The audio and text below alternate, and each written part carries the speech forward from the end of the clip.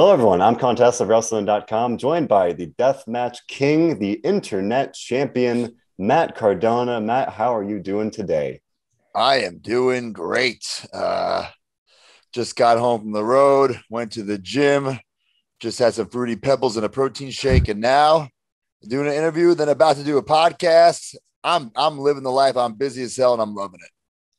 You, sir, are so incredibly busy. It's funny to peek behind the curtain. I wanted to interview you. The spoilers for the Impact tapings went out, so the news went out that you would be challenging for the Impact title, and I was like, all right, let's wait till it's official. And then this weekend, you pop up in an NWA, and I'm like, my gosh, this guy is everywhere. You're already in Impact, already GCW. Now you're in NWA. On top of venturing out into the independent scene, even on top of that, you're all over the place in the best way possible. But like as you just said, you're very, very busy. But I imagine, and we talked about it before in our previous interview, but now having another layer on top of that, it seems like things are going very, very, very well for you. Yeah, I mean, I've used this time away from WWE to be my own boss and try everything I've ever wanted to try things I never thought I wanted to try. And not everything's going to be a success, right? But all I've ever wanted was opportunity, and I'm being given opportunities. I'm creating my own opportunities, and I'm going to run with this fucking ball. And it's a sight to see. Again, just you're the internet champion. You got it back from Effie. We were talking in the last interview. You did get the title back. Two-time champion. There you go. Right. And I guess we can start there because not too long from now, we're recording this for first week of December. But think next week you'll be at GCW Blood on the Hills, teaming up with Chelsea Green to face Effie and Ali Ketch in a very heated tag team match. They'll kind of combine your two individual feuds into this one mega match here for GCW. So kind of heading into that match, what's your mindset about facing Effie alongside Chelsea and having, like I said, having those two kind of rivalries coincide and come to a head like that? Yeah, so if we got to go back to the summertime when everything started with Nick Gage, became the Deathmatch King, won the title, dropped the title. It was the screw job heard around the world. Moxley took the strap. And then what's next, right? What do I do next? Do I leave GCW? Do I just walk away? No, I needed something different. I needed something else to sink my teeth into. So I like trying things that I've never done before. I never wrestled Effie before. He's definitely one of the hottest things, not only at GCW, but on the indies. And when he screwed me again, I keep getting screwed GCW. When he screwed me and won that internet title, it rocked my world. It rocked the internet. It was something that, nobody ever expected. Like, okay, this is a prop belt. He made it. This is actually the second version of it. It's a fake thing. And then someone wins it. And then he really took it. He really went and did his shows with it, whether it be his internet shows or all the indie shows he was doing. So it just made it fun. And the social media war has been great. The match we had in Atlantic City was great. And we're keeping it alive. And now LA, GCW, I'm super excited.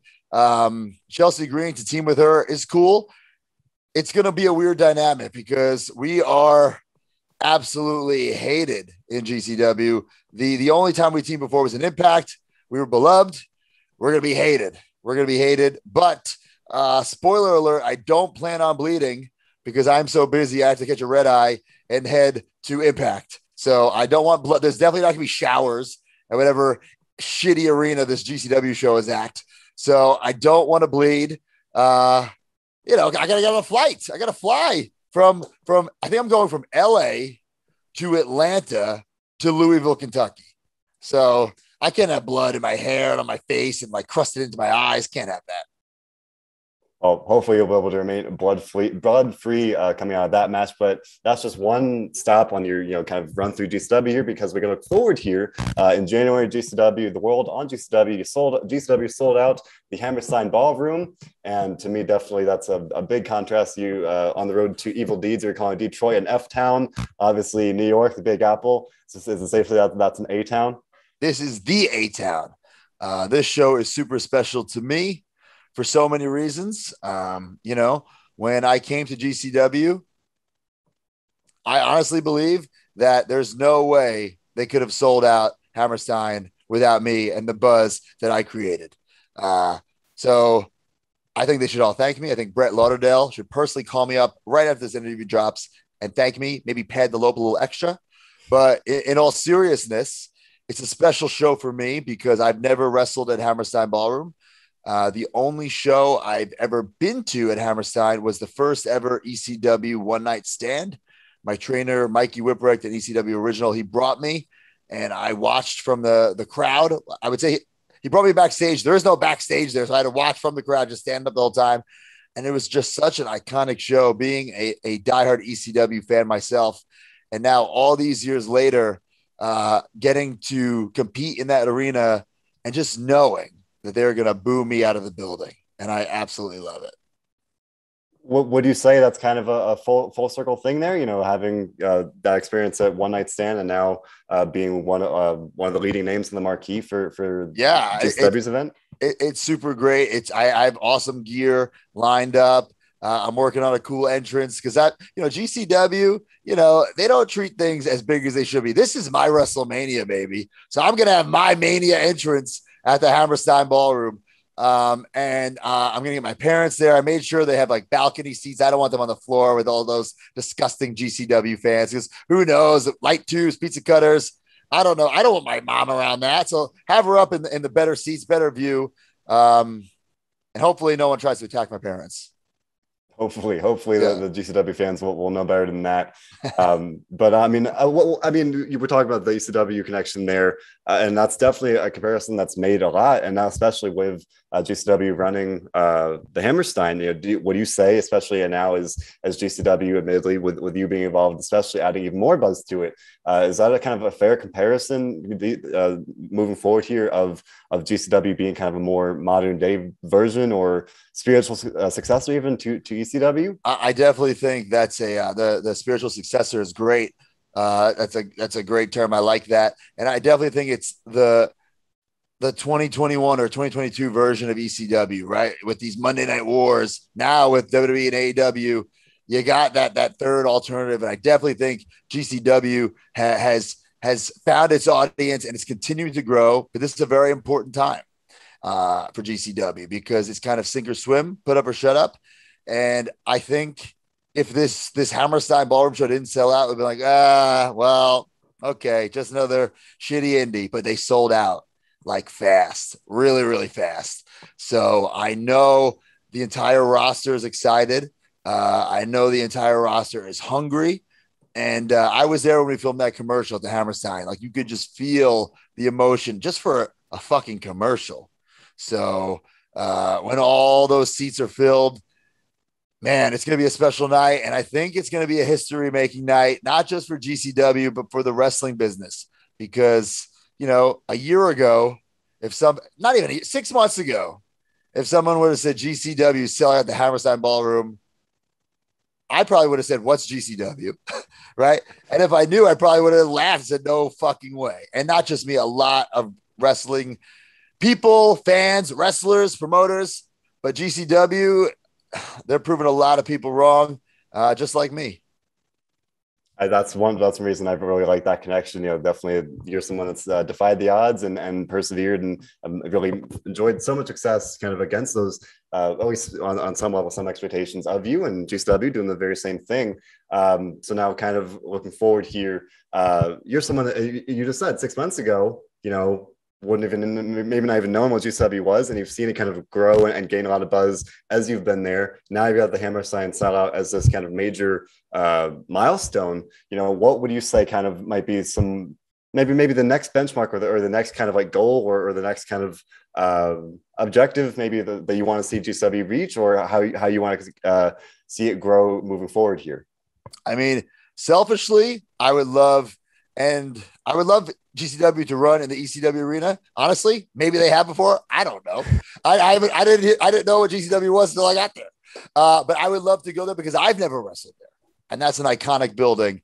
But I think this is a time for GCW to really step it up, because now all the eyes are on the product. It's such a great product. There's so many different flavors of ice cream, if you will, so many different styles and characters. And oh man, it's just a great roster and a great show. But I think I think we need some fucking ring aprons. I think we need a microphone that works. I think we need to up the production quality. listen, we're not going to compete with AEW and WWE in terms of production quality. No way. But let's step it up a bit, because you don't want someone to turn it off because they can't hear a promo someone cutting if they're watching on Fight TV. You know what I'm saying? It's fair. It's Yeah. fair.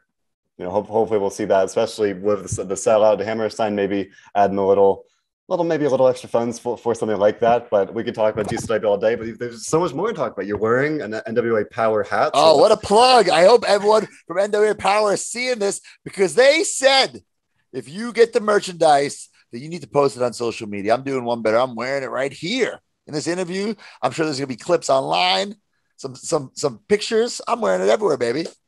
So there you go. You're wearing the NWA Power hat. We were sitting here Tuesday, just a couple of days removed from NWA Hard Times 2. Heading in that show, a lot of fans were thinking, okay, this is a big show. A lot of stars here. And then, lo and behold, Matt Cardona pops up at the end of the after the main event match, holds the NWA Championship loud and proud to end the show. The 10 pounds of gold, and a very kind of buzzworthy show closer moment there. What did it feel like to hold such a prestigious title, and now to kind of embark on this, at least in terms of the NWA specifically, this new journey forward in that regard? Well, I would say I think it does weigh about 10 pounds. Sometimes in wrestling, the weights are kind of, exaggerated. I think it weighs about 10 pounds. I'm an NWA for a similar reason to why I'm in GCW. I'm not an invader. I'm not an outsider. I'm here to help. I'm here to save GCW, and I'm here to save the NWA. When I was 6 years old and I turned on the NWA, I thought it sucked. Thought it was boring and old and dated. And now, as a 36-year-old man, I think it still sucks. It's old, boring, and dated. They need me. They need the internet champion. I want to help Trevor Murdoch. I have no beef with Trevor Murdoch. I mean, that photo, that screenshot of me holding the title above him was the most buzz he's ever gotten on the internet. He should be thanking me. There's no beef. I'm just trying to help him out. I even put out a tweet today. Please, guys, can we please follow Trevor Murdoch? He's not even verified. Guys, world champion, has like 10,000 followers. I wish Twitter, if there's someone from Twitter listening, can I donate? I'll donate 50,000 of my followers to Trevor, and I'll still be over 2 million, I think. So, Trevor, if you're listening, I'm here to help.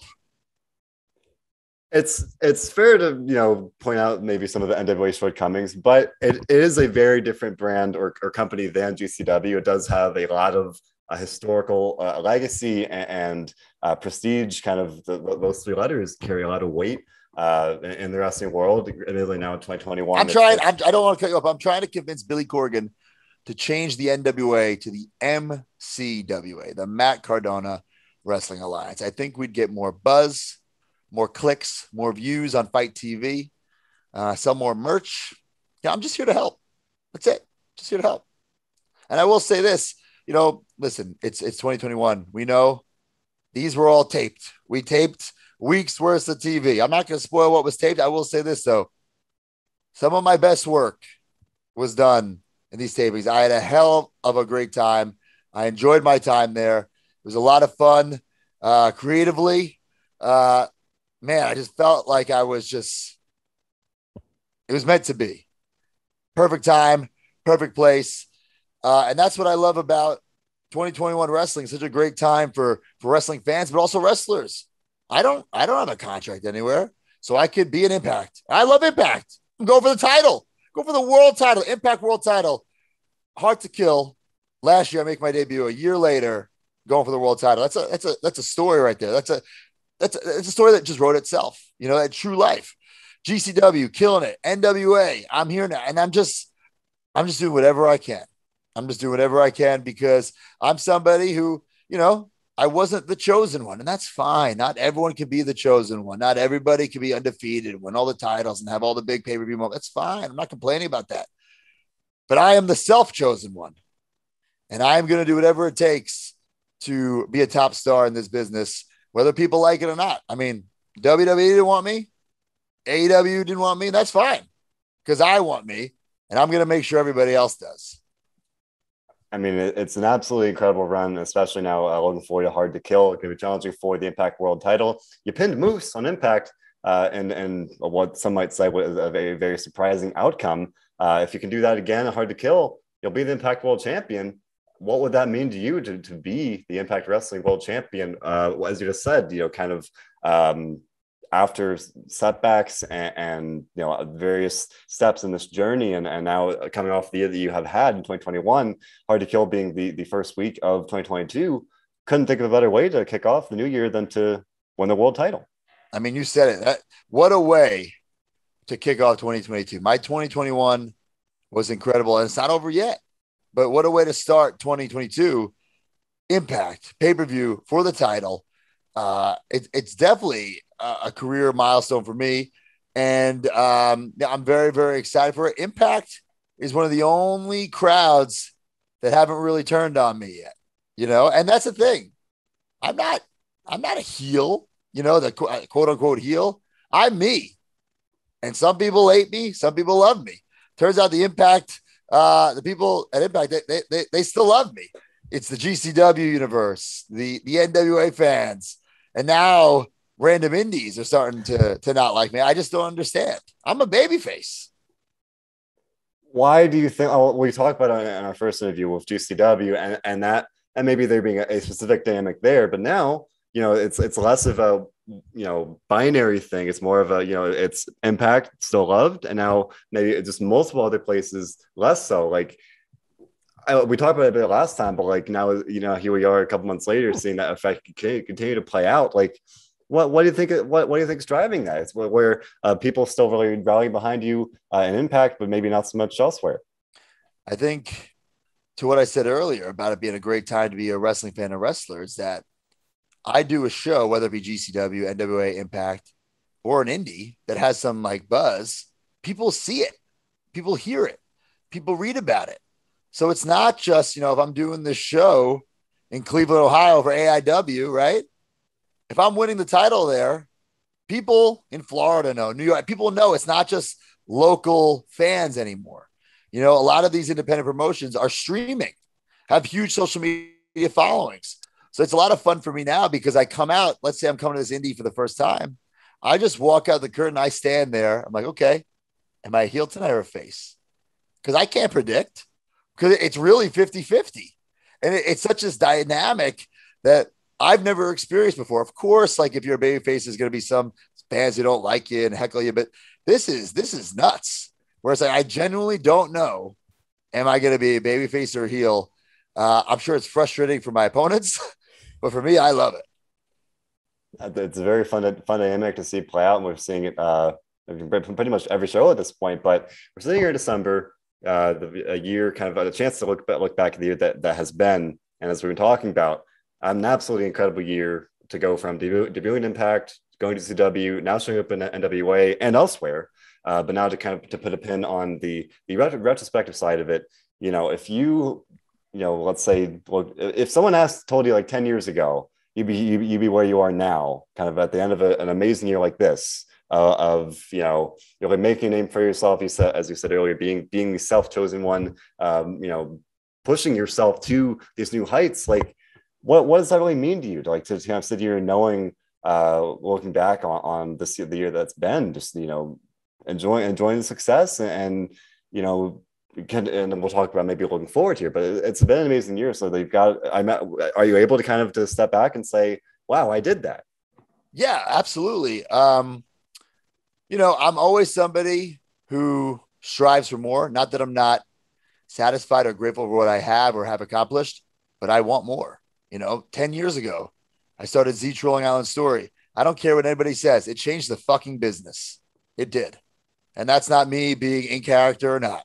You want to pretend I didn't do it? I did it. I wasn't the first person to have social media. I'm not saying that.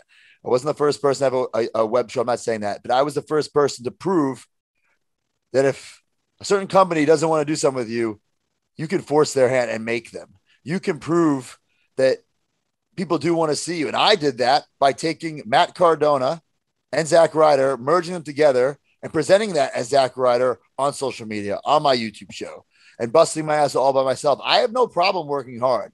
I have no problem busting my ass. I'm not going to sit here and say that I'm the hardest worker in professional wrestling, but I dare you to find someone who works harder than me. And you can quote that, you can clickbait that all you want, baby, because I mean that 100%. I will work my fucking ass off. And it's not always going to be a success. Look, 10 years ago, I had the YouTube show and it was a great year. A lot of shit went down in these 10 years, highs and lows, baby. Fuck, winning the IC title at WrestleMania, getting pushed off a stage in a wheelchair, and everything in between, baby. Nobody in this business, and I mean this as well, nobody in this business, in the history of this business, has been counted out more times, whether it be by management, the boys in the back, the fans. No one's been counted out more times and come back more times than me.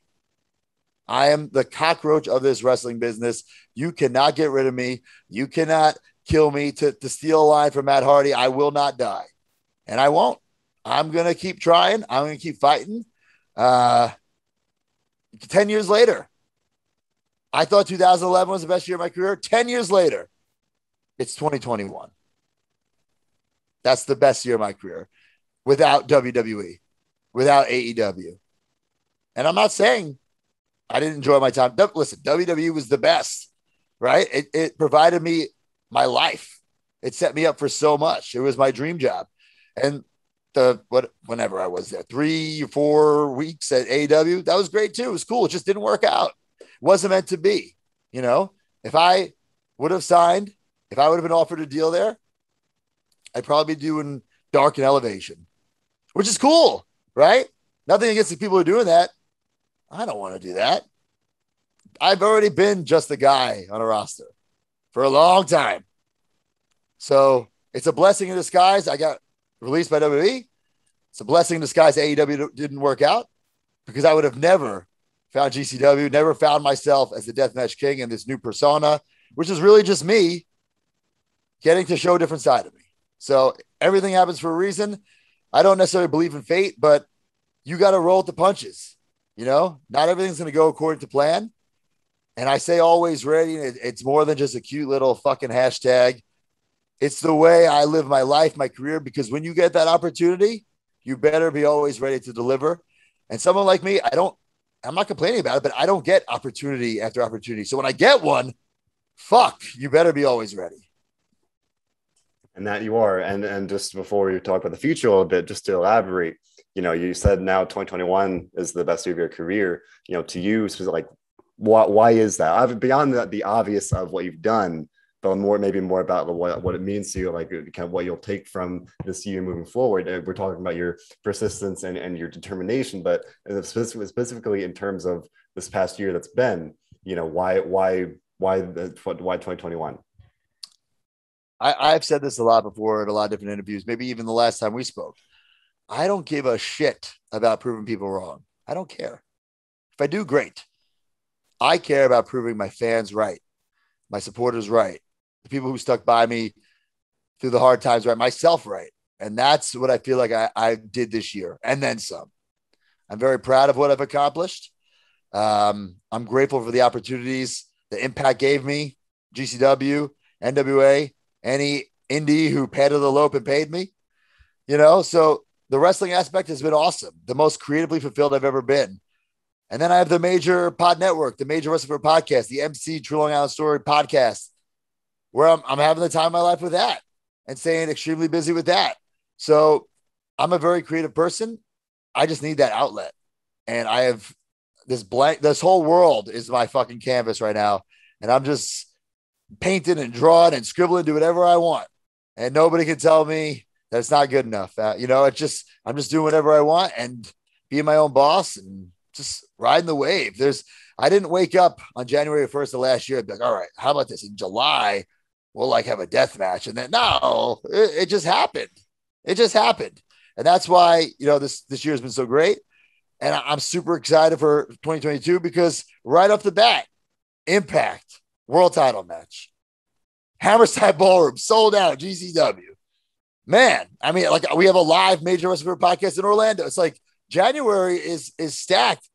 My calendar is booked all through April already. Like Chelsea and I were getting married on New Year's Eve, and we were supposed to go on a honeymoon.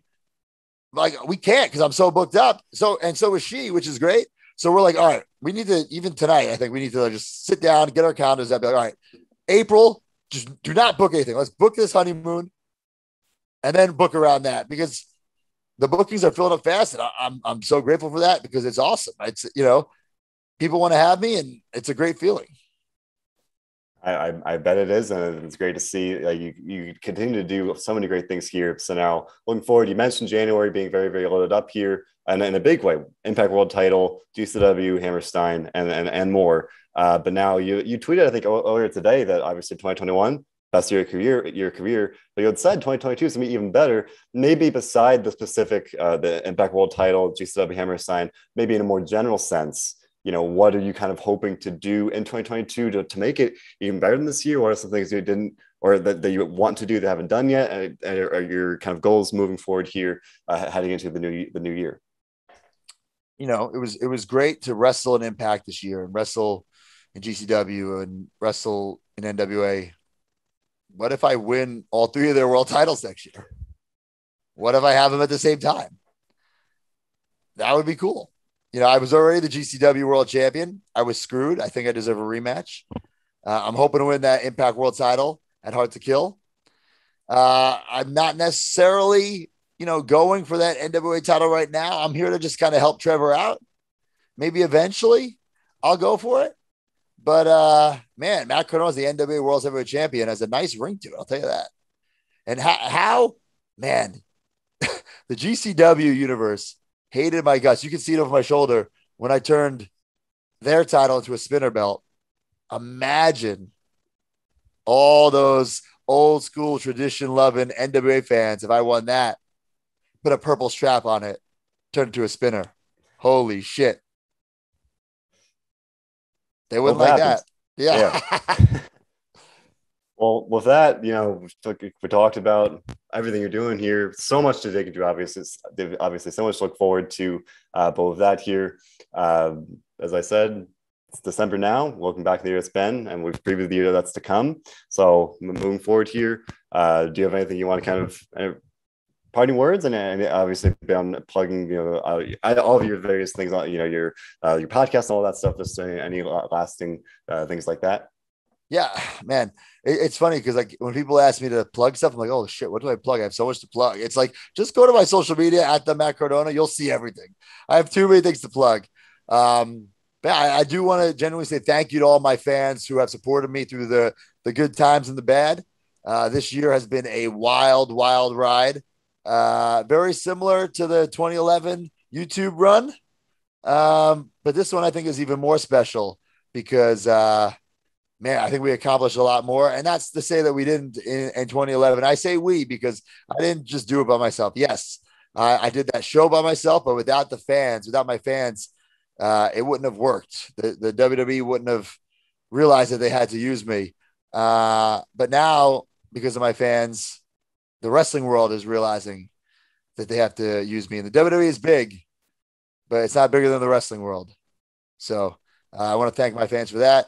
And for all the doubters and supporters, doubters and not supporters of me, well, I mean, I don't care. I'm not going to say, oh, thanks, doubters, because I'm not going to say fuck the doubters either. I literally don't care about you at all. If I could win you over, great. I'd love to have you as a fan. I'd love for you to jump ship. But if you don't, cool. Cheer for somebody else. Boo me. I don't care.